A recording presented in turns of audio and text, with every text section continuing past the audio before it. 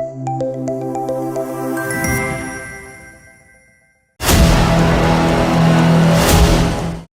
లక్ష్మీనారాయణ ఆశలు గొప్పవే, ఆశయాలు గొప్పవే. కానీ ఉద్యోగం వేరు, రాజకీయాలు వేరు అని ఇప్పటికీ తెలుసుకోలేకపోతున్నారన్న పేరును మాత్రం మూటగట్టుకున్నారు.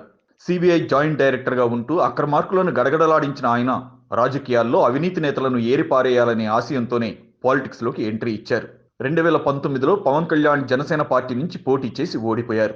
అయితే ఏం తేడాలొచ్చాయో ఏమో గాని జనసేన నుంచి బయటకు రావడం, కాస్త విరామం తీసుకున్నాక జై భారత్ నేషనల్ పార్టీ పెట్టడం కూడా జరిగిపోయాయి.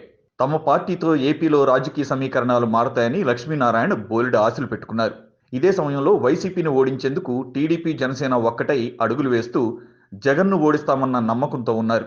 అటు తన సంక్షేమం, సామాజిక న్యాయం మరోసారి అధికారం ఇస్తాయని జగన్ ధీమాగా ఉన్నారు. అయితే అప్పటి వరకు అన్ని పొలిటికల్ పార్టీలు గట్టిగా ప్రశ్నించలేని ప్రత్యేక హోదా నినాదంతో ప్రజల్లోకి వెళతామని మాజీ జేడీ ప్రకటించడంతో ఆయన అడుగులు రాజకీయంగా ఎవరికి నష్టం చేస్తాయనే చర్చ అప్పట్లో గట్టిగానే జరిగింది.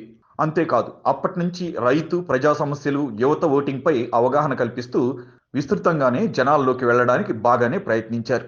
సమాజంలో మార్పు కావాలంటూ నీతిమంత రాజకీయాలు చేయాలంటూ ఎన్నో కార్యక్రమాలు నిర్వహించారు.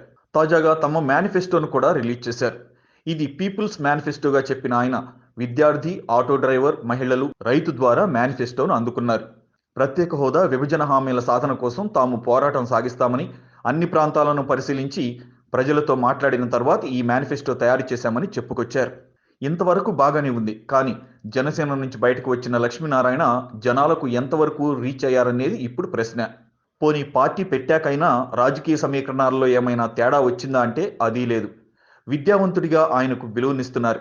కానీ అంతకు మించి పూర్తి స్థాయి రాజకీయ నాయకుడిగా ఆయన్ను ఆదరిస్తున్నారా, పోనీ ఇకపై ఆదరిస్తారా అంటే బేతాళ ప్రశ్నగానే మిగిలిపోతుందేమో అన్న వాదనే ఎక్కువగా వినిపిస్తోంది. మొత్తంగా అసెంబ్లీ ఎన్నికల బరిలో నిలబడినప్పుడు కనీసం పార్టీ నుంచి ఒక్క సీట్ అయినా గెలుస్తారా అన్న చర్చే ఇప్పుడు ఏపీ వ్యాప్తంగా నడుస్తోంది. ఈ వీడియో మీకు నచ్చినట్లయితే లైక్ చేయండి, షేర్ చేయండి, ఛానల్ని సబ్స్క్రైబ్ చేసుకోండి.